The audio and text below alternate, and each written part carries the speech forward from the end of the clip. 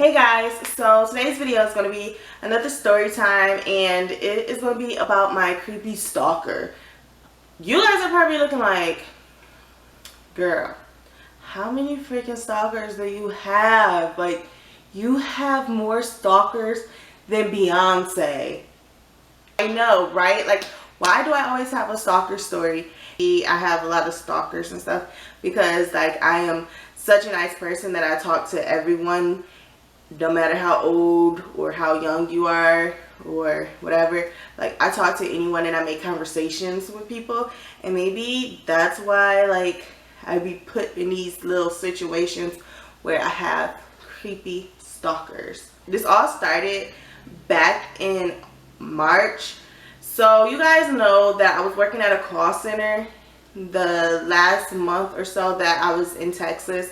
And I talked about this job before, about like the unprofessional job interview or whatever. And this is at that place. So I had this coworker. She's 68 years old. And I'm just going to call her Ruth. She was in my training class with me. And the first day of training, we played this game, Truth and a Lie. And basically what that game is, you say 2 truths about yourself and a lie. And one of her truths was that she had did some soap operas. She did some extra work in some soap operas and everything. And when it was my turn, you know, I told my 2 truths and a lie. And they were, I'm from California, I'm an actress, and I went to school with Brandon T. Jackson. So everybody was trying to figure out what was the lie. And so they immediately believed that I was from California because they said, based on my accent, the way I talk, I sound like I'm from California. And they thought the lie was either that I was an actress or I went to high school with Brandon T. Jackson. So that was their final answer, that I was lying about being an actress. So I told them I am an actress. I did go to school with Brandon T. Jackson, and I am not from California. And so they started like saying, oh, you know, well, Texas is a good place for acting, blah, blah, blah, blah, blah. Asked me what stuff I've been in, told them whatever. So we had our lunch time. And when I got back from lunch, Ruth came over and she started talking to me. And she was talking about her experience being extras in like Days of Our Lives and Young and the Restless and One Life to Live and all that stuff. And I thought that was cool. Okay, whatever, right? So from that point on, she literally started following me every freaking where that I went. Like, if I went to the bathroom, she would go to the bathroom. I had to pee, she had to pee. I go in the lunchroom, she goes in the lunchroom. I go in the break room, she goes in the break room.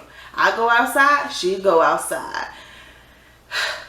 Everywhere I went, she would go, like, with me. And it was always of her talking, majority of the time, talking about her experience on these soap operas.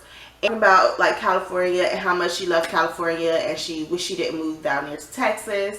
And basically, like, you know, they don't know what they're talking about, saying that Texas is a great place to live for acting and all that stuff.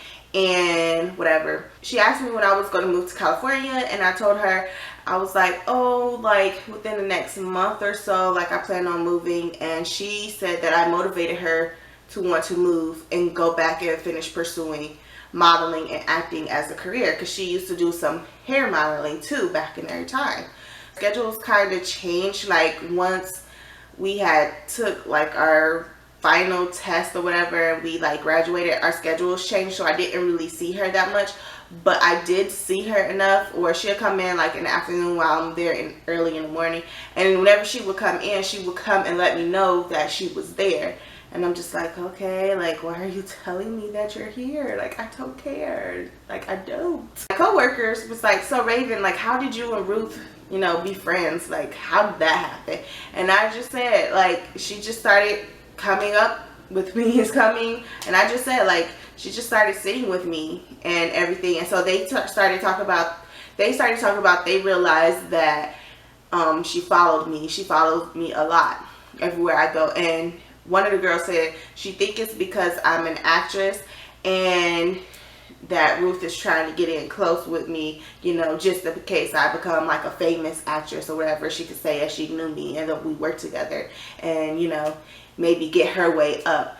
And then when Ruth did have lunch with me sometimes, like when I would be sitting with them girls or whatever, I'll be sitting with the girls and she'll come over and she'll sit too. But then she'll make it where it's like just me and her talking, you know, to each other. And it's like, forget about the other girls, you know, that I was with. So this was going on for weeks. And then finally she got comfortable enough where she started talking about like the government. Yeah, she started talking about the government with me and I'm looking like, why are you telling me this stuff about the government? Like, I don't need these people to come after me. I already got ghosts haunting me, so I don't need the government like after me either. She is being harassed by the government. That's all I could say. And whenever she would talk about the government in particular, she would always wink at me and it'd be weird, like, and I'm looking like, why is she winking at me? This is so creepy. Why? I just like, do you work for the government? Are you after me? Like, what is going on? Like, because you guys know, I'm pretty sure you guys heard of like the Illuminati and Mason and celebrities selling their soul to the devil for fame, and you know, all these actors and models and stuff and rappers, they're in secret society and stuff. So I'm looking like, are you a part of this crap, this stuff? Like, are you trying to get me involved in it? Don't get me involved in that mess. Don't tell me nothing about that stuff. No, like, bruh, no, I don't want that on me. Finally, you know, it was the time when I started getting hired into the post office and I had to keep going back and forth from Houston to California for the post office and all that stuff.